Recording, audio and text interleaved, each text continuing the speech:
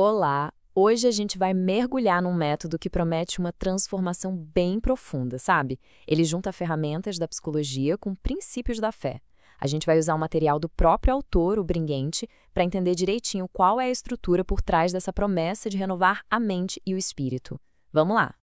E a jornada que se propõe já começa com essa pergunta. Uma pergunta que vai direto ao ponto, né? Ela toca num desejo que quase todo mundo tem, o de poder começar de novo. É o gancho para tudo que vem depois, essa possibilidade de verdade, virar a página. E isso nos leva à primeira grande ideia do método. Ele é todo construído em cima de uma promessa muito forte de renovação total. Pensa assim, a chance de zerar o placar interno e começar a construir uma realidade pessoal totalmente nova. E olha só, aqui está o alicerce de tudo. Uma promessa bíblica bem conhecida que serve como a base.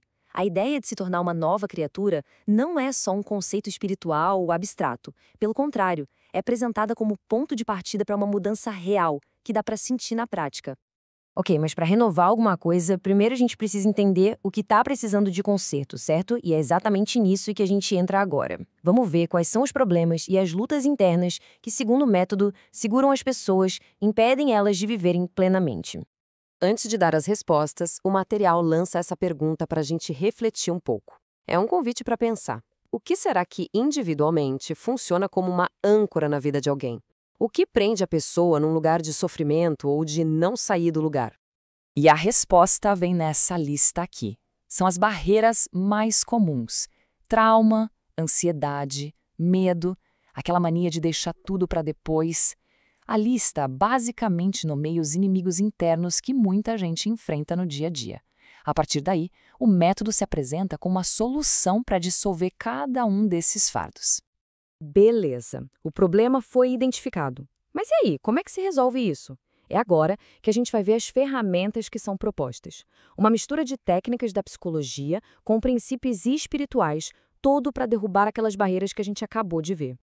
A primeira ferramenta na caixa é a hipnoterapia. Ela é apresentada como se fosse uma chave mestra, sabe? Para acessar a mente subconsciente. É lá que muitos dos nossos padrões automáticos e crenças que nos limitam estariam guardados. A ideia é ir direto na raiz do problema para reprogramar o que já não serve mais. Logo em seguida vem a PNL, a famosa programação neurolinguística. Essa aqui foca em remodelar os padrões de pensamento e até o jeito de se comunicar. É como se fosse um jeito de aprender e aplicar as estratégias mentais de quem já alcançou o sucesso que se busca. Então, o ponto central é esse aqui. Essa frase resume bem a filosofia por trás de tudo. A crença é de que o poder de curar e de transformar já está dentro da nossa mente. As técnicas como a hipnoterapia e a PNL seriam só o jeito de despertar esse potencial que já existe. E, de novo, a gente vê a conexão com a fé aparecendo. Esse versículo de Efésios é usado para mostrar como a ideia espiritual de se despir do velho homem tem tudo a ver com a ideia psicológica de reprogramar padrões antigos.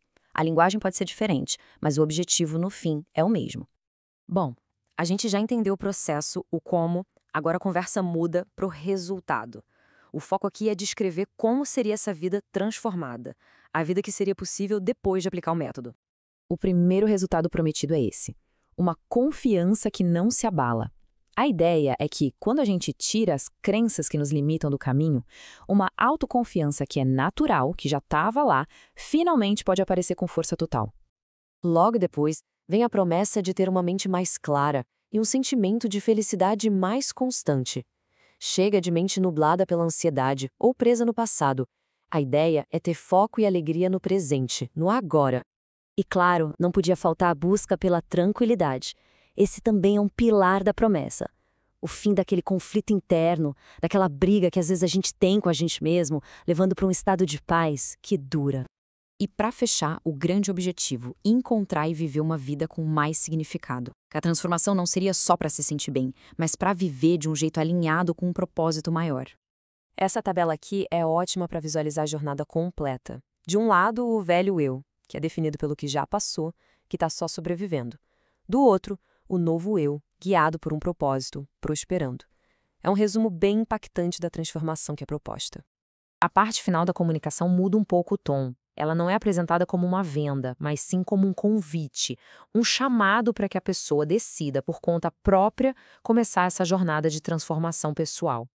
Aqui a mensagem é de urgência, mas também de empoderamento. É bem direto, né? A ideia de que a mudança não é algo para se deixar para amanhã. É uma possibilidade real, imediata, que depende só de uma decisão tomada agora, no presente. Para dar ainda mais força a essa ideia de potencial, o sistema se ancora de novo nesse contexto espiritual.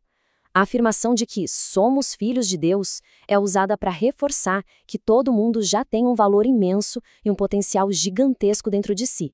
Essa pergunta é muito forte. Ela reforça o peso e a importância daquele primeiro passo. A transformação, por maior que ela pareça, é colocada como resultado de uma única escolha inicial, a escolha de começar. E a nossa análise termina com esse pensamento aqui. É uma pergunta que provoca, que conviva a gente a imaginar as consequências boas de uma decisão tomada hoje. Deixa uma imagem bem poderosa para a gente refletir. E se aquela mudança que tanta gente busca estiver de fato a apenas uma escolha de distância? Fica aí a reflexão.